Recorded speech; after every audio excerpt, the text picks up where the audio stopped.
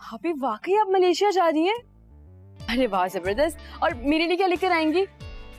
अच्छा मुझे ये बताएं कि आप कितने दिनों के लिए जा रही हैं?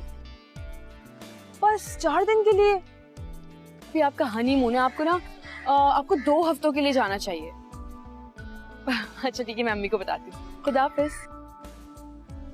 अम्मी जी बेटे, आप लोगों को पता है आप ही हनीमून पे मलेशिया जा रही हैं? सच? जी। अरे वाह, खुश तो है ना वो? जी अब्बू बहुत खुश हैं। देखा, मैंने तुम्हें कहा था ना कि हमारी बेटी उस घर में बहुत खुश रहे। के अल्लाह का शुक्र है। तुमने बात नहीं कराई ना आदिया से मेरी फिजा? जी अम्मी, मैं सोच रही थी कि बात करवाऊं, लेकिन आप ही को पैकिंग करनी थी ना, वो लेट हो रही थी और वो कह रही हैं कि वो जाने से पहले कॉल करेंगी। चाय बनाऊं आप लोगों के लिए? बता दो।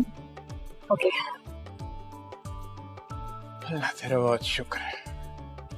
अल्लाह हमारी बेटी को हमेशा खुश रखे। आमीन।